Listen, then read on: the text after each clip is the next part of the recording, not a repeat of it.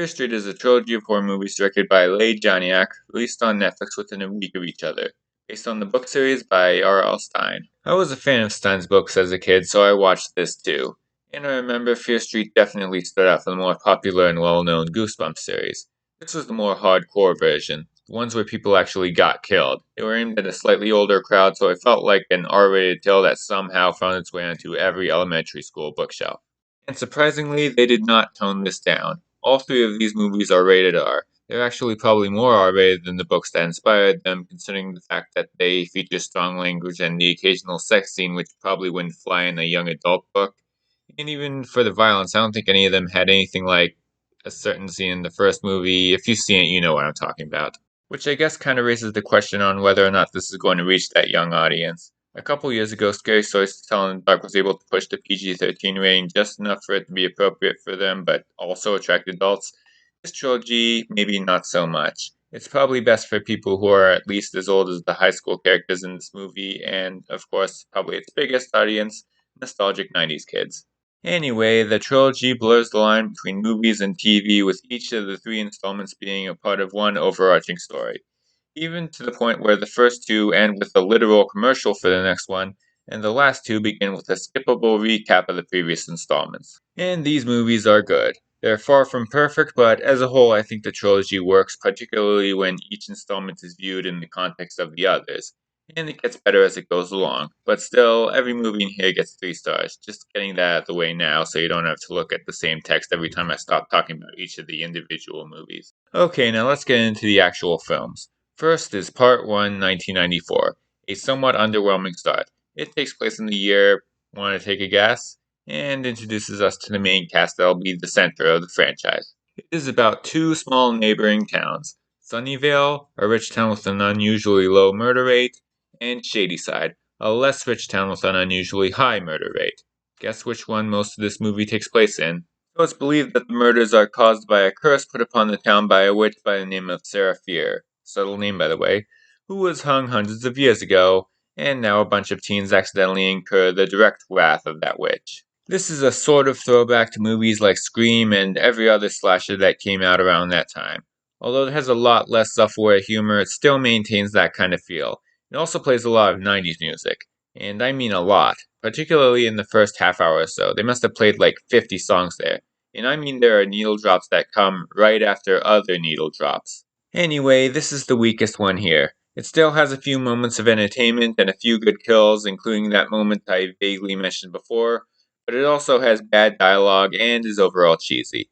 Plus, the kids in Sunnyvale just seem like dicks for no real reason. I know they're supposed to be dislikable, but there are points in here that just feel like they may have been trying a little too hard. Although, once it reached the climax, I realized I was actually invested in what was happening. I decided that I liked it, but wasn't sure whether or not that was just because I wanted to like it since it was Fear Street and everyone else seemed to like it. Either way, in hindsight, it's better in the context of the rest of the trilogy. It's more of a setting up of what's to come. Once you know the whole story, you can appreciate it more. So I guess it's 3 stars for this one.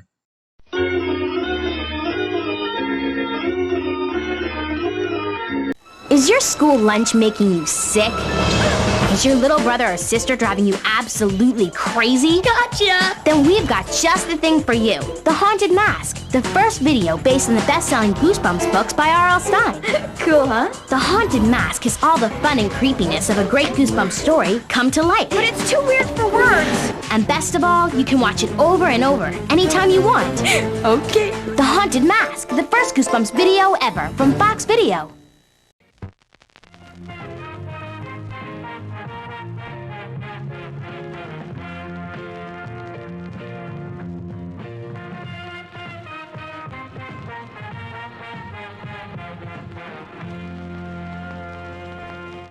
After watching this, you may be thinking, what happens next? But each movie shows what happened before the last movie. In Part 2, 1978, after certain events at the end of Part 1, they go to the survivor of another attack, who recounts what happened almost 20 years ago. She was a counselor at a summer camp when all of a sudden another counselor goes crazy and kills some people, and she knows it's because of the curse. This one is more of a homage to the Friday the 13th movies, with a few 70s needle drops in there for good measure. Not as much music as 1994, but still a few. The writing and dialogue are a little better here, but at the same time it made me appreciate the characters of the first one. Seriously, I've never realized that the 1994 characters were that memorable, at least by slasher movie standards, until I saw this. Don't get me wrong, the characters here aren't bad. They're pretty much on par with your average Friday the 13th movie. They're just less memorable than Part 1. Granted, there is a chance that I just feel this way because we spend more time with the 1994 cast over the course of the trilogy, and the 1978 cast is never seen again. But anyway, this is the darkest, most violent one in the trilogy. It may not have anything quite like, but it still has a few bloody scenes that replicate that era of slashes. All in all, it's a slight improvement and gives more backstory and context to the original. And finally, we get to part 3, 1666. Those are going to be some interesting needle drops. So a character gets a vision of the last few moments of Seraphira's life, and she sees what really happened. And this is all reenacted by the cast of 1994. This one isn't really a homage to slasher films at all. It's more of a supernatural period piece horror, like a more accessible version of The Witch. Like The Witch, it's about a young woman in an ultra-religious Puritan community, and the devil may be with them. It isn't interested in blood and guts, although there are a couple of gory scenes, but actual scares and intrigue. Not surprisingly, it's not on the level of The Witch, but it does an at least decent job of recreating the time period. Not great, but decent. Except for the accents, because some of them are really bad. But overall, it's an interesting horror tale that reveals a lot about the trilogy. Actually, this is just the first half of 1666. This story is done by the halfway point, and then it cuts back to 1994 and even shows another title card reading 1994 Part 2. This second half involves their final showdown with the evil, and this is where the whole trilogy comes together, in a climatic sequence that feels a lot like Stranger Things, most obviously the end of Season 3. And of course, the 90s music is back in this half, although there are points where it feels a little out of place. Like The Offspring's Keep 'Em Separated. It fits in once the montage it plays over gets going, but the song starts after a more serious scene, and so it's very jarring. But this is just a very minor complaint, since this does not happen often. Anyway, this is the perfect way to wrap up this trilogy. It has 2 chapters in one movie, and they're both pretty good. So the Fear Street series starts off pretty weak on its own, but once you know the full story and get into it, it becomes enjoyable.